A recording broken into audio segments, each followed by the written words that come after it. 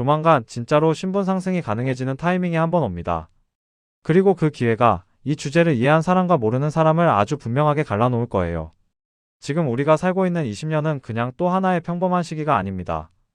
여러 지표들이 이미 그걸 말해주고 있어요. 이 영상의 키워드는 딱 하나입니다. 조만간 찾아오는 역대급 신분 상승 기회. 이게 오늘 우리가 이야기할 핵심입니다. 그리고 그 기회를 위해 지금부터 준비하느냐, 그냥 흘려보내느냐. 차이는 여기에서 갈립니다. 지금 화면에 보이는 이 한 장의 그래프. 이 타임라인 안에 앞으로 10년 동안 당신 인생을 바꿀 변수들이 이미 다 들어있습니다. 기술이 어떻게 바뀌어 왔는지, 돈의 흐름이 어떻게 움직여 왔는지, 세계 질서가 어디에서 서로 겹치고 있는지까지 담겨 있습니다. 이 그림 하나만 제대로 읽을 줄 알아도 이 주제에 대해 완전히 다른 선택을 하게 됩니다. 우리는 보통 뉴스 헤드라인만 보고 불안해합니다. 환율이 올랐다, 금리가 올랐다, 위기가 온다 이런 말들만 보게 되죠. 하지만 정작 중요한 건 그 뒤에서 조용히 움직이고 있는 큰 흐름입니다. 그 흐름을 읽느냐 못 읽느냐. 그게 같은 시대를 살면서도 전혀 다른 계단을 오르게 만드는 출발점이 됩니다. 그래서 이 영상은 지금 화면을 보고 있는 여러분을 위해 만들었습니다. 끝까지 보시면 지금 당장 어디에 올인하라는 이야기가 아닙니다. 무엇은 피해야 하고 앞으로 10년 동안 어디에 서 있어야 할지. 그 감각은 확실히 가져가실 수 있을 거예요. 거창한 이론보다 여러분이 실제로 겪게 될 현실적인 선택의 장면들에 맞춰서 풀어드리겠습니다. 만약 지금 느끼는 불안이 막연했다면 지금 영상 이후에는 그 불안을 지도 위의 좌표처럼 조금 더 또렷하게 볼 수 있게 될 겁니다. 그리고 거기서부터가 신분 상승 기회를 잡는 진짜 첫 번째 단계가 될 것입니다. 요즘 뉴스만 켜면 나오는 말들 다 비슷하지 않나요? 기준금리 환율 몇 원 돌파, 전쟁 위험, 경기 둔화, 인공지능, 빅테크 구조조정 같은 단어들 뿐입니다. 우리가 다루는 이 주제와 직접 관련이 있든 없든 헤드라인만 보면 진짜 세상이 한번 뒤집히려나 싶은 생각이 듭니다. 숫자는 자꾸 커지고 그래프는 점점 가팔라집니다. 그런데 그게 내 월급과 통장, 우리 집 살림에 어떻게 연결되는지는 정작 아무도 제대로 설명해주지 않죠. 머리로는 지금 뭔가 큰 변화가 오고 있다는 걸 느끼지만 몸은 그냥 오늘 하루 버티는데 다 쓰이게 됩니다. 이 영상을 보고 있는 여러분의 하루를 한번 떠올려 볼게요. 월급이 들어오기도 전에 대출 이자, 카드값, 각종 고정비가 먼저 빠져나갑니다. 남은 돈으로 저축을 해보려고 해도 이게 무슨 의미가 있나 싶은 생각이 들죠. 회사에서는 구조조정과 인력 재편 이야기가 자주 들리고 친구들 단톡방에는 누구는 집을 샀다, 누구는 투자를 시작했다는 소식이 계속 올라옵니다. 그런데 나는 아직 출발선 앞에서 신발끈만 묶고 있는 느낌일 때가 많습니다. 겉으로 보면 다들 잘 살고 잘 버티는 것처럼 보입니다. 하지만 마음 한쪽에서는 이런 생각이 자꾸 올라옵니다. 요즘 정말 크게 바뀌는 것 같은데 나만 그대로 서 있는 거 아니야. 그래서 이상하게 이 주제와 관련된 중요한 결정일수록 더 미루고 싶어지고 나중에 하자 하고 자꾸 뒤로 밀리게 됩니다. 이럴 때 주변에서 들려오는 말들은 점점 더 극단적으로 바뀝니다. 지금은 무조건 현금 들고 있어야 한다. 아니야, 이제는 달러로 다 바꿔야 한다. 영끌 시대는 끝났다. 이제 아무것도 하면 안 된다. 이런 말들이 피드와 영상, 커뮤니티에 계속 쏟아집니다. 우리는 그때그때 이런 문장들을 한 번씩 붙잡았다가 조금 지나면 또 불안해져서 그냥 놓아버리기를 반복합니다. 그 뒤에는 솔직한 마음이 숨어 있습니다. 공부할 시간도 에너지도 없다. 한번 잘못 선택하면 그냥 끝나는 거 아닐까 하는 두려움입니다. 이건 당신만 그런 게 아닙니다. 이 구조 안에 살고 있는 거의 모든 사람들이 정도만 다를 뿐 비슷한 감정을 느끼고 있습니다. 그래서 더 단순한 정답을 말해주는 사람, 더 세게 말해주는 사람에게 자꾸 마음이 끌릴 수밖에 없는 거죠. 그래서 여기서 한 번쯤은 이런 질문을 같이 던져보고 싶습니다. 정말 지금은 아무것도 하면 안 되는 시기일까? 아니면 구조를 아는 사람에게만 조용히 열려있는 통로가 있는 걸까? 어쩌면 우리가 틀린 게 아니라 우리가 쓰던 지도 자체가 너무 오래되어 버린 걸 수도 있습니다. 왜 나는 이렇게 못할까 하고 나 자신을 먼저 탓하기보다는 지금 판이 어떻게 바뀌고 있는지부터 보는 게 순서일지도 모릅니다. 이 영상에서는 이 주제를 그냥 위기냐 기회냐 둘 중 하나로 나누지 않으려고 합니다. 같은 시대를 살면서도 완전히 다른 결과를 만드는 구조의 관점에서 다시 보려고 합니다. 그리고 그 구조를 이해했을 때 지금 이 영상을 보고 있는 여러분이 어디에 서 있어야 하는지 그 방향을 함께 찾아보는 것. 그게 오늘 이야기를 꺼낸 이유입니다. 일단 한 장면부터 같이 떠올려 보겠습니다. 2000년대 초반 인터넷 카페에서 메일 확인하려고 줄 서 있던 사람들 기억나시나요? 그때 이제 메일은 주머니에서 확인하는 시대가 온다고 진지하게 믿은 사람은 거의 없었습니다. 그런데 10년이 지나니까 어떻게 됐을까요? 스마트폰 하나에 은행, 쇼핑, 업무, 인간관계까지 전부 들어왔습니다. 똑같은 시대를 살았는데 어떤 사람들은 이 변화를 미리 보고 새로운 직업과 사업을 잡았습니다. 반대로 어떤 사람들은 요즘 세상 너무 빨리 변한다는 말만 하다가 기회를 그냥 흘려보냈습니다. 이런 일은 이번이 처음이 아닙니다. 자동차가 없던 시절에는 말과 마차를 관리하던 사람들이 도시의 핵심 노동력이었습니다. 하지만 엔진과 도로가 깔리기 시작하자 운전사, 정비사, 주유소 직원, 택배 기사 같은 완전히 새로운 직업들이 한꺼번에 생겨났습니다. 인터넷이 보급되기 전에는 홈페이지를 만든다, 앱을 만든다는 일이 한 사람의 재산과 커리어를 통째로 바꿔놓을 거라고 상상하기도 어려웠습니다. 그런데 기술이 보급되고 사람들의 생활 방식이 바뀌는 순간이 오자 그 흐름에 먼저 올라탄 평범한 개발자와 디자이너, 창업자들이 한 세대 안에서 완전히 다른 계단을 오르게 됐습니다. 여기서 중요한 포인트는 단순합니다.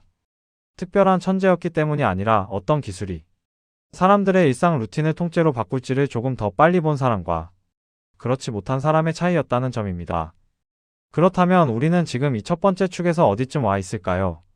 이미 한번 큰 디지털 전환, 그러니까 개인용 컴퓨터와 스마트폰의 시기를 지나왔습니다.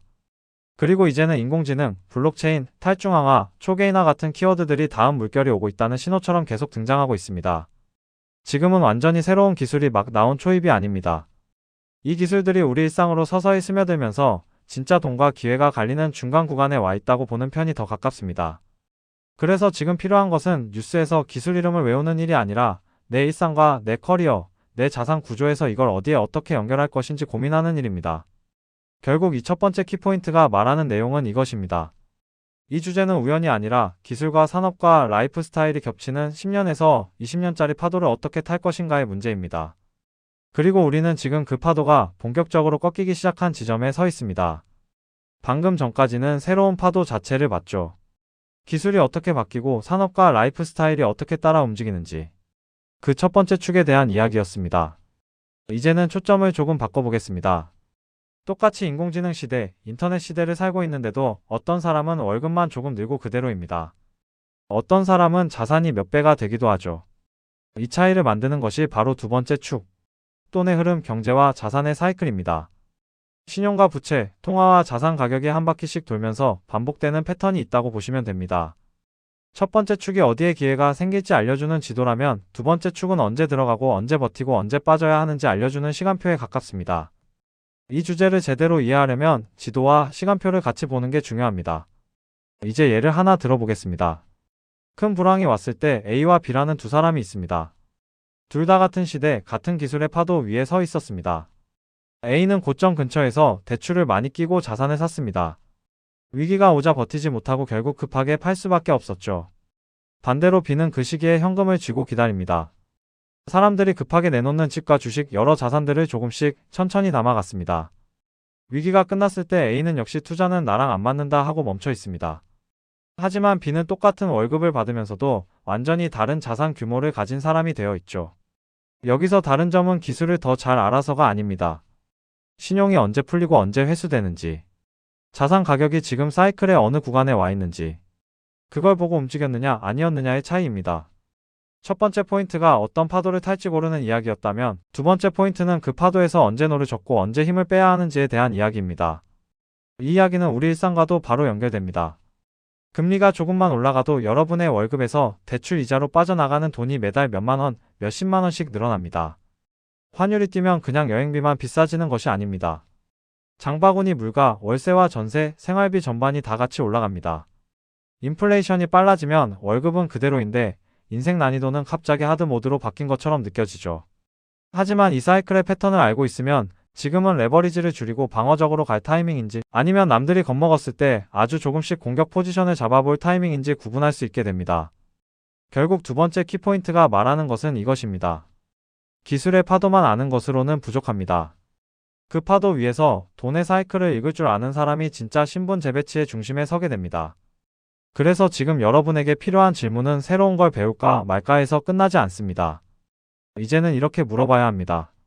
내 현금과 내 부채, 내 투자 포지션을 이 사이클에 맞게 어떻게 재배치할 것인가? 이 지점을 고민하는 것. 여기가 두 번째 인사이트의 핵심입니다. 이제 마지막 세 번째 축을 볼 차례입니다. 조금 더 위에서 내려다보는 판 전체를 움직이는 힘이라고 생각하시면 됩니다.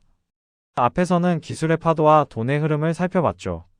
그 둘 위에는 그것들을 통째로 감싸는 더 큰 세계의 룰이 있습니다. 어느 나라의 돈이 기준이 되는지, 어떤 나라의 규제가 표준이 되는지, 어떤 플랫폼과 기술이 전 세계의 기본값이 되는지가 바로 그 룰입니다. 패권 국가가 바뀌고 동맹과 공급망이 재편되고 새로운 기술 표준이 등장하는 순간부터는 게임의 규칙 자체가 달라집니다.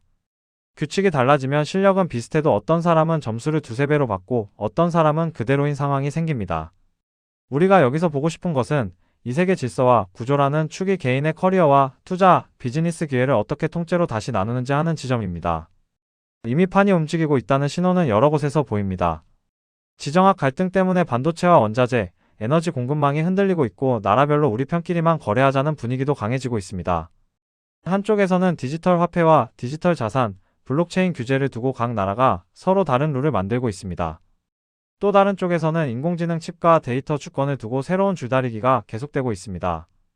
예전처럼 전 세계 어디서나 통하는 한 가지 룰이 있는 시대가 아닙니다. 이제는 지역과 블록, 플랫폼마다 서로 다른 작은 룰들이 생겨나는 중입니다. 이건 그냥 먼 나라 뉴스가 아닙니다. 지금 이 영상을 보고 있는 내가 어디서 일할지, 어떤 통화와 어떤 자산을 기준으로 생각할지, 어떤 시장을 주력으로 삼을지까지 전부 다시 설계하라는 신호에 가깝습니다. 정리해보면 지금 우리는 세 개의 축이 동시에 꺾이는 구간에 서 있습니다. 기술과 산업 라이프스타일의 파도가 한 번 더 크게 치고 있고 그 위에서 신용과 부채, 자산 가격의 사이클이 요동치고 있습니다. 그 바깥에서는 세계 질서와 규칙 자체가 다시 짜이고 있습니다. 이런 시기는 위험도 큽니다. 하지만 동시에 평소라면 몇십 년에 걸쳐 일어날 변화를 10년 안에 압축해서 겪는 레버리지 구간이 되기도 합니다. 그래서 똑같이 10년을 보내도 어떤 사람에게는 그냥 힘들었던 시기로 끝나고 또 어떤 사람에게는 인생의 계단을 두세 칸씩 건너뛴 시기가 됩니다. 핵심은 아주 단순합니다.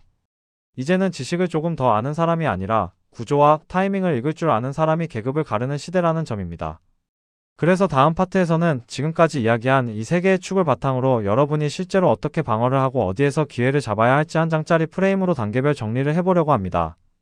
이제까지 얘기한 내용을 한 장짜리 그림으로 한번 정리해 보겠습니다. 저는 이걸 변곡점 시대의 신분상승 3단계 로드맵이라고 부르겠습니다. 1단계는 이야기입니다. 지금 내 직업과 수익구조, 자산과 부채가 기술, 돈, 세계 질서 이 세 축과 어떻게 연결되어 있는지 보는 단계입니다. 쉽게 말하면 나는 지금 어떤 파도 위에 서 있는지 확인하는 것입니다. 2단계는 방어하기입니다. 무리한 대출, 세고 있는 고정비, 잘 알지도 못하고 따라 샀던 자산을 정리해서 위기가 와도 먼저 쓰러지지 않도록 내 재무 체력을 단단하게 만드는 단계입니다. 3단계는 공격 포지션 잡기입니다. 변곡점 시대와 맞닿아 있는 분야에서 나만의 기술, 나만의 직업 포지션, 나만의 자산 포지션을 한 두 개라도 만들어 두는 단계입니다. 이 세 단계를 하나의 그림처럼 머릿속에 두고 나는 지금 1단계인지 2단계인지 3단계인지 먼저 체크해보는 것, 여기서부터가 진짜 전략의 시작입니다. 그럼 우리 입장에서 오늘 당장 무엇을 해볼 수 있을까요? 세 가지를 딱 짚어보겠습니다. 첫째, A4 한 장을 꺼내서 지금 나는 어떤 파도 위에 서 있는지 적어보세요. 내 직업과 수입원, 대출, 저축, 투자 현황을 한눈에 보이게 쭉 써보는 것만으로도 내가 어떤 구조 안에 있는지 감이 잡히기 시작합니다. 둘째, 그 중에서 지금 당장 줄일 수 있는 리스크 한두 개를 고르세요.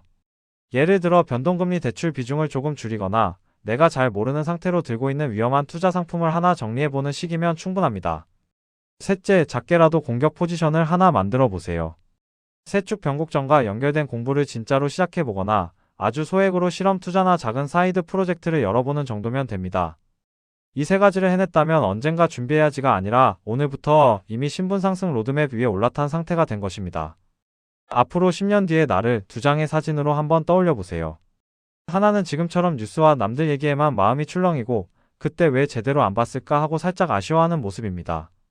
다른 하나는 오늘 이야기를 계기로 내 자리와 내 파도를 스스로 점검해보고 그때 작은 선택을 조금씩 바꿔온 덕분에 훨씬 단단한 표정으로 서 있는 모습이겠죠.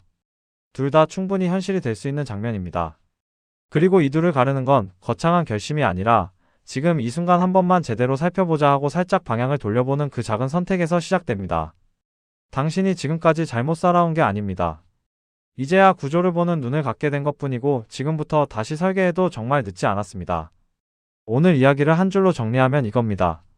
위기는 모두에게 오지만 신분상승의 계단은 준비한 소수에게만 보인다. 이 영상을 다 보신 뒤에 거창한 계획 말고 딱 한 가지만 해보셨으면 좋겠습니다. A4 한 장을 꺼내서 지금 내 상황을 적어보는 것입니다. 내 직업과 수입, 대출과 저축, 투자 현황이 지금 어떤 파도 위에 올라타 있는지, 기술과 돈, 세계의 흐름과 어떻게 연결되어 있는지를 차분하게 한번 정리해보세요.